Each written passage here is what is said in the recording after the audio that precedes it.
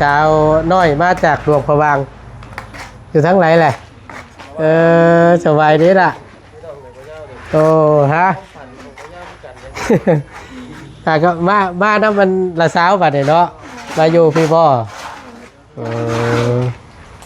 ใหญ่เป็นสาวนะบาทนี่พี่น้องเลยสิบ่ได้ผัวอยู่พี่สิบ่ได้บาทนี่ ไล่เรียกันได้พี่น้องเลยมาได้อันนี้บ่ได้มา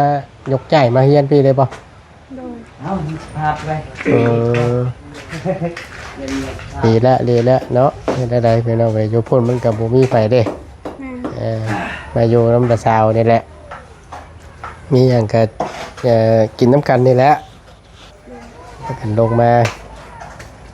เฮียนซ้ำกัน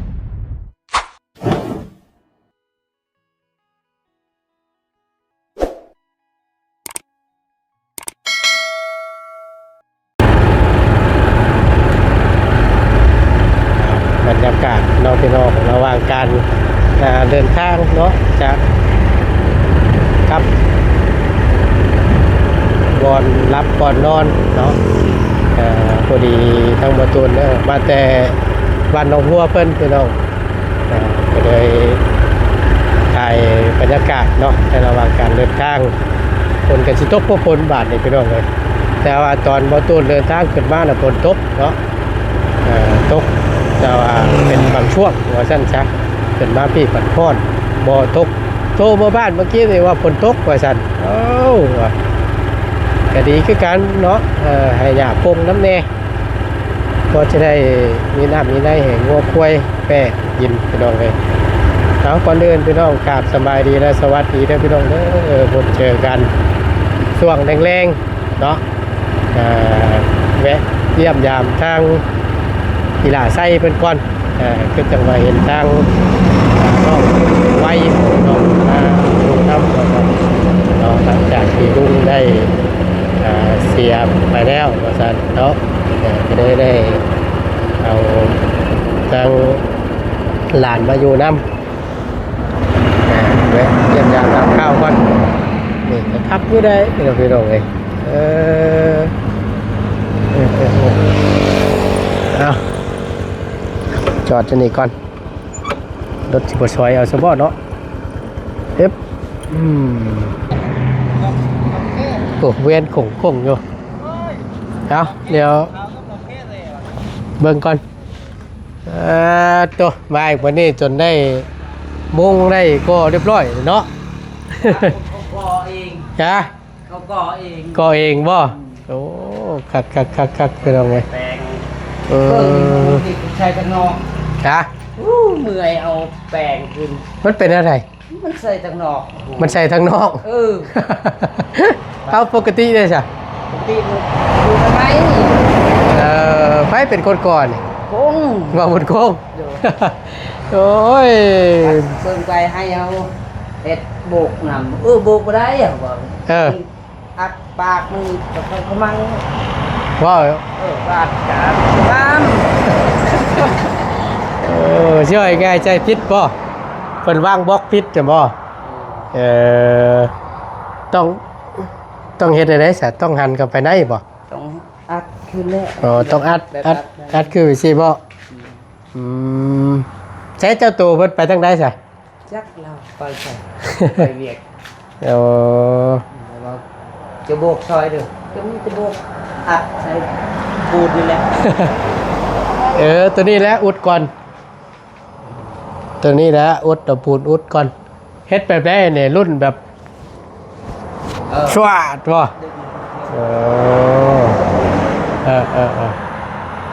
เจ้าแล้ววงนี่กันเนาะห้องก่อนมีนาก็จะโบกเขาไปเวียกอยู่นะจ้ะไปเวียกเอาคอยเฮ็ดไปเนาะอันนี้ทีละหน่อยใกล้จำนี่ก็โอเคแล้วเฮ็ดได้ฉันนี่ก็โอ้ถือว่าสุดยอดแล้วอันนี้ก็แล้วเราบ่ตัวนี้ยังคือการบ่ตัวนี้มันคือบ่ติดบ่มันคือบ่ติดอะไรนะโอ้ มันแห้งดิ ฮะ มันแห้งมันบ่ได้เปียกจะร้อยถึงโบกไหม เออ ลื่นก็ได้ ตัวนี้แล้วตัวนี้เนาะ แล้วธรรมดาทรายมันนี่ ใส่ปูนในลายบ่ได้บ่ ใหญ่เป็นครึ่งแยงก็ เออ มันก็ไอ้ธรรมดาสิพอก็พอ เพราะว่าสิเฮ็ดตั้งทีเฮ็ดแต่มันเด่นดาโน่นน่ะ ไว้จะเฮ็ด เออง านผมก็ได้ค่าเวียกไปนี่ก็ยังค่าเวียก อืม ไปต่อมาไปตอน2 โมง เนาะบ่ใช่ก่อนเดียวนี่เนาะโอ้คือบ่ใส่บนล่างโลดปั๊บรถเหมาะเลยพี่น้องเอ้ย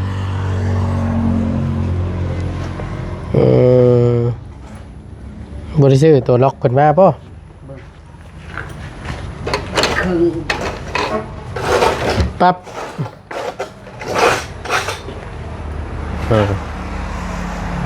เหมาะตัวนั้นแหล้วพี่น้อง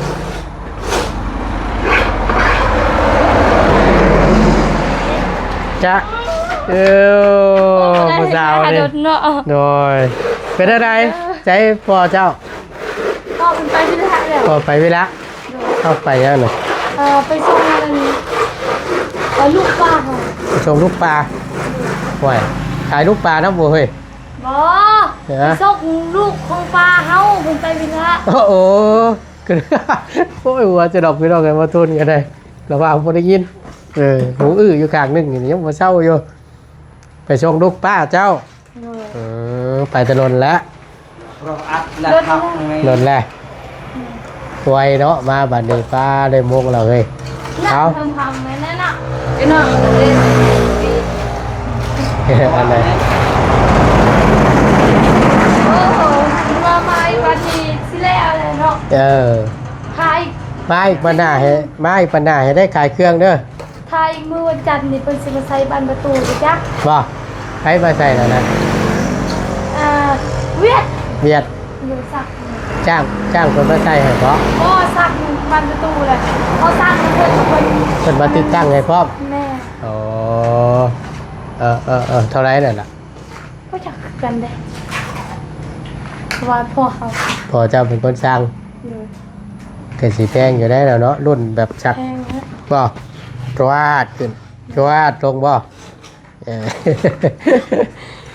เอาคักละเนาะไปเฮ็ดไป เขาก็สิเป็นสร้างคือกัน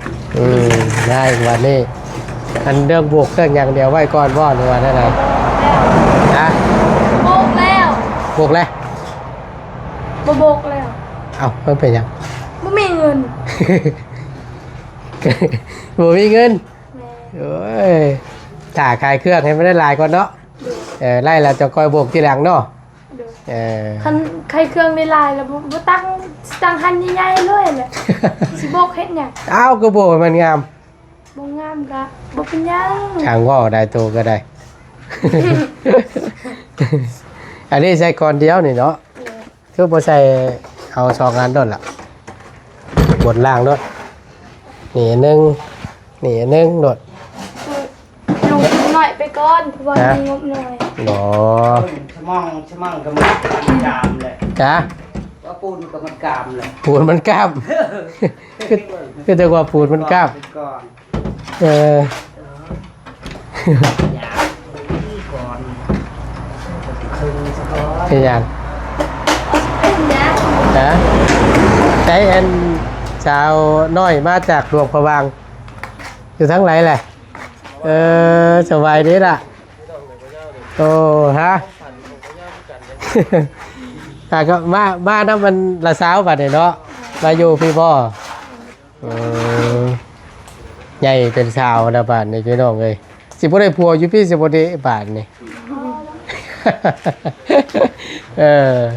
ไล่เรียกันได้พี่น้องเลยมาได้อันนี้บ่ได้มายกใจมาเฮียนพี่ได้บ่ โดย เอาพาไป ดีแล้วเนาะได้พี่น้องเลยอยู่พุ่นมันกับบ่มีไฟเด้ แม่ มาอยู่น้ำตาสาวนี่แหละมีอย่างก็ กินน้ำกันนี่แหละกันลงมาเฮียนซ้ำกันบ่พอเดียวกันบ่กับเจ้าละ เราม.1ครับป เมื่อยน้ำดี เจ้าดัดป.5 เมื่อไรสิขึ้นป.1 .5 มีหน้านี่แหละ ปีหน้าไล่บ่ปีหน้านี่ วิทย์ปีนี้ก็ได้ม.1แล้ว บ่ทันฉันเนาะแต่ใดก็บ่ทันดอกฉัน บ่ทันเนี่ย บ่ทันต้องไว้ เอ้าเราก็บ่ได้เข้าเรียนเลยเด้มาอยู่ นะ มาอยู่พี่ก็บ่ได้เข้าโรงเรียนเลย บ่ได้เข้าบ่ฉันบ่ได้เรียนเรื่องบ่ฉันอ่ะ บ่ได้เนี่ยมันคงยังบ่ได้เรียนเพิ่น อ๋อ เรียนบางเทื่อก็ได้เรียน เออ เรียนแต่ แต่ ป .5 ก็ได้ เรียนเรื่องเราได้เฮ้ย เรียนอยู่ปฐมไปก่อนถึงได้ไปอยู่ปฐม บ่ มันสั่นก็บ่ได้ทำมีใบประกาศเด้อ ต้องเรียนเรื่องจังนี้ก่อน โดย ล็อกแค่ข่าวกับล็อกแค่แหล่เนาะคือเราเลย แลนตัวแล้วให้เรียนตัวเลย จะบอกว่าอย่าเทื่อ เรียนจนพุ่นแล้ว เฮาดักมันก็ได้โอ้ ให้นั่นแน่เรียนสูงๆอย่างไกลแน่เนาะแต่ว่าบางคนเล่นเรื่องมันบางคนยังบ่ทันได้เล่นเรื่องให้ถึงสิเล่นได้อยู่หรอว่า มันว่าสิเล่นกลัวว่าสิเล่นให้ยังบ่ทันได้เล่น อดเอาเรียนต่อเรื่องกันแล้วใกล้อยู่หรอกมันใกล้อยู่บัดนี้ มันว่าสิขึ้นมา1เลยก็บ่ได้ ก็ต้องตาใบตัวนี้เนาะ เรียนไม่ใช่ใบประกาศยังแล้ว แม่น เรียนก็บ่มียังบ่ได้ปีหน้า เอาทีละขั้นตอนไปดีละเนาะ ก็อยากให้เพิ่นเรียนแหละเพิ่นก็กำลังมองไว้อยู่กันเรียน แต่จะเฮียนได้เลย ปีหน้าแล้วเดือนนี้ เห็นจะได้อันนั่นดอกพี่น้องเลยต้องเห็นได้ตัวอันระชับเพิ่น Facebook เพิ่นใหญ่ไว้อยู่นี่เนาะใช้โทรศัพท์ระบ่าวซื้อให้น่ะยังอยู่บ่นึกว่าตายแล้วนะ ไพ่รับ ไปใช้รับเลย ว่าจะไปเติมมันไพ่รับช่วยเลยบัด นี่ ยังบ่ฮอดอยู่ นักเลยบานนี่ ตายแล้ว ว่าเอาดีนะไฟฟ้ารับป่ะ น้ำมันตุกเอา น้ำมันตุก พุ่นบ้านพุ่นคุณขาย2,000ก็ลายเติบเลย น้ำมันแดงนี่บ่ บ่ น้ำมันเดียดบ่บ่กล้าใช้ มันเป็น ฮะ เป็นอะไร โอ้ยรถเฮาป่นกันตลอดเพื่อสิตายซะ จ้าเบอร์สิตายไว้ครับเอาเคยใช้แต่นี่ แล้วพ่อแถวทางก็ชื่อเอาด้วย ใช้น้ำมันสียังอย่าคือน้ำมันไอ้กระชวนนี่แหละสีแดงบ่กล้าใช้บ่บ่คือจากใช้สีแดงกันแล้วเราบ่เคยใช้ได้แบบนั้นอันนี้มันเป็นคือน้ำมันอะไรนั่นนะสีเหลืองอะไรน้ำมันเบียด ซีมันเบียดปะ ใช้ได้คือกันป่ะ สิได้คือกันบ่เห็นสิตายสั่งเขาใส่ตลอด มันจะหอดมือมัน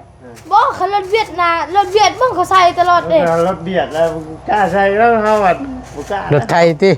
รถไทยดิ เออ ไทยบ่ น้ำมันไท เป็น ย รถเวียดใส่น้ำมันยังกันเลย เนาะ เด็กคนเซนมันปา เออ รถใหญ่ บ่ได้เด้เฮ้ยนั่นเป็นระบบพัวฉีดเด้นี่ มันเป็นระบบหัวฉีดเนี่ยเขาไปยัง อืม ประตูนั่นเติมเติมเยอะ นะยังบ่ได้เติมได้ยังบ่ได้เติมอยู่ เอาเจ้าไม่ได้เติม ยังไหน เอาแวะยี่นี่ไปเติมไหมครับ ใช้ข่อยยังบ่ได้แวะปั๊มน้ำมัน เอาแวะก็บ่ยาวเลย ข่อยแวะไปซื้อน้ำมาซื้อ คอยเติม พูดบ่ยาวพูดเติมข่อยยังเดือ3ขีดนั่นน่ะ เดียวเลยดิ หักบ่หักฮอดอยู่บนพักน่ะ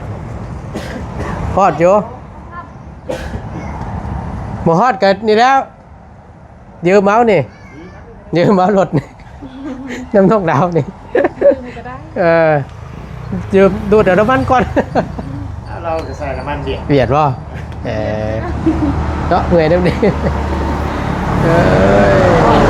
พอดีแล้วบ้านนี้มาแล้วก็มีผู้เอา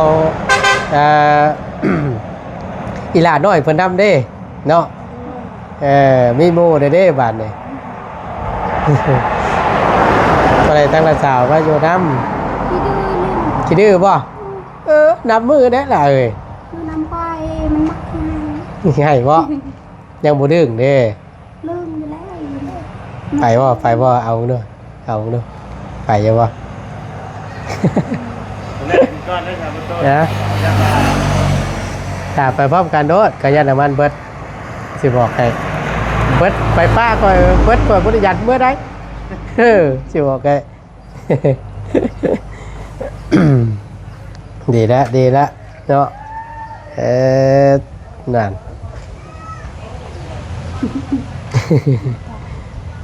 หากแต่ว่านั่นอยู่พุ่นน่ะเฮาเคลียร์ไปอย่างเรียบร้อยเพิ่นว่าบ่ล่ะ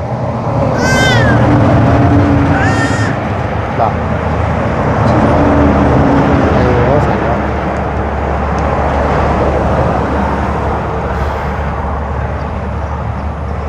ค่อยบายเลย บริเซอร์ขนมมาต้อนจ้ำไม่ต้องเลยนี่แต่ที่ใกล้แล้วพอได้สู้กับกินนะบริเซอร์ขนมมาต้อนจ้ำ เรามาหาก็ดี เมื่อหน้าเด้อเมื่อหน้าก่อนที่ซื้อมาต้อน เบิ่งเอาอันที่ใกล้ให้อีหลาเพิ่นก่อนพอดีช่วงแรงๆพี่น้องเอ้ย ทำบ่ตูนก็บ่ได้ซื้อรถขนมชื่อเป็นกับข้าวเอาบ่ได้กินแรงอึ๊บ เอาพอได้กินแรงเด้อ ใจ ให้เยอะดอกใจ ปั๊บรวดกินข้าวเด้อ ค่ำพุ่นแล้วพอเพิ่นว่าเนาะ โดน ไปแต่เช้าเพิ่นบ่ มาก็ไปมากิน ไปเมื่อกี้นี่ โดน มัมกินบ่จับคือไม่จับ หิวเอา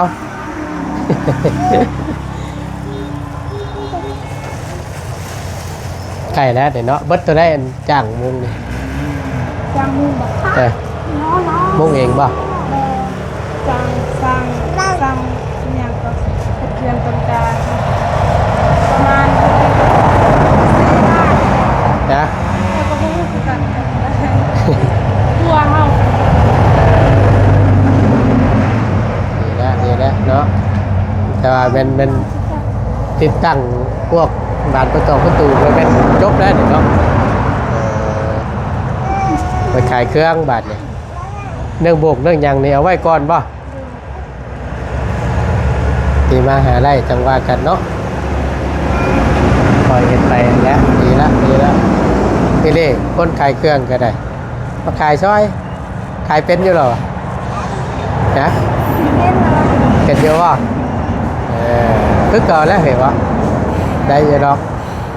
khải cương đây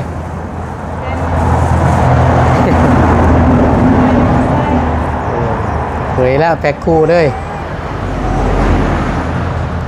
พวกรบกวนทานก็ได้อยู่ดอกคอนบอหนึ่งเลยโอ้ย กิน ไปป้อนเพิ่นซะไปยันว่าอยากเลยมาจัก ไปกินข้าวเด้อโอเคเอาสบายดีป้าลุงเด้อ ไปที่ก่อนแม่ นบมือก่อนโอ้อยากไปเลยไปสู่เพิ่นกินจ้ะโอเคเอานอกจากช่วงเล็กๆพี่น้องเอ้ยไปฉันนั่งทั้งระบาวก็จะได้เดินทางก่อนปานนี่ไปพักพรก่อน เพื่อฮอดพี่น้องเอ้ยทั้งหมดตนเกิดมาฮอดแล้วเนาะเบิ่งกว้างๆก่อนเนาะผู้ดีงามจำนี่ก็ได้พี่น้องเป็นงบปันได้พี่น้องเอ้ยมีเงินมีคำก็จะเก็บไว้ให้เมียอยู่เนาะพอได้ขายเครื่องขายของอยู่บ้านอยู่ช่องเนาะพอให้คนซื้ออะไรความฝันได้เด้นี่พอทุนกันเลยจักยามได้ดอกว่าเนาะคนละมาหาได้คนละเงินคำกันเลยจังคอยว่ากันผู้ที่งามจำนี่หมอน้อยหมอใหญ่แบบกระชัดรัดเลยเนาะคักเลยบ่ได้ผู้ที่งามวะความฝันได้เด้นี่ ฝันพออยู่ อยากเฮ็ดให้เมียนะเฮ้ยอยากกันสร้างไว้เมียได้พอได้ให้เมียขายเครื่องขายของมันได้หว่าอยากเฮ็ดไว้ให้เมียจ้ะเนาะโดย บ่ได้ถามว่างบเบิดเท่าไหร่นี่ จ้ะ งบเฮ็ดนี่นะ มันก็หลายเติบมันแล้ว ลองถามมาเบิ่ง เดี๋ยวสิถามเบิ่งเพราะว่ามันยังบ่ทันแล้วนะก็สิว่านี่ บ่เฉพาะแต่ตอนนี้ซ้ำนี่นะ อืม ใหญ่ๆหรอกพี่น้องให้ทอดลงไปนี่แหละเนาะบ่ได้ขาย จังหวะเดี๋ยวถามเบาบุญคงถามน้องเพิ่นบ่ฮู้ต้องถามเบาบุญคงเบิ่ง เนาะ ได้รับชา30นี่เนาะ เอาโอเคพี่น้องไอ้พลก็สิตกละบัดนี้ทั้งบ่ตูนก็โตจบคลิปปิดคลิปก่อนจังใดก็ขอบคุณหลายๆอยู่ดีมีแฮงพบเจอกันคลิปหน้าเด้อพี่น้องเด้อลำลาแหละบรรยากาศเนาะผ่าฝนชนละทานมาละบาดนี่พี่น้องพูดละยังอีกไกลอยู่เพื่อสิพอดก่อนรับปลดนอนเนาะโอเคใช้ยังเดี๋ยวจะคิดอยู่นี่เบิ่งกันนั่นแหละเพิ่นว่าอยู่ผ่านมาตั้งหลายปั๊บ เอ้าอยากลองเบิ่งอย่างนี้ วัดใจมันบ่ อยู่น่ะเห็นบ่ อ๋อได้อยู่ดอก ฮะ ได้อยู่ปรับมับนั่นนี่น่ะเสื้อข่อยโดดวัด ได้เบิดนี่ ฮะ บ่ที่มาคิดว่ามันคิดเงินนะ ได้อยู่ดอก อยากลองบัดใจ วัดก็วัดไปจะไป อ่า เดี๋ยวมันสินั่นได้นี่ฝนตกค่ำได้นี่พี่น้องสบายดีเด้อพี่น้องเด้อ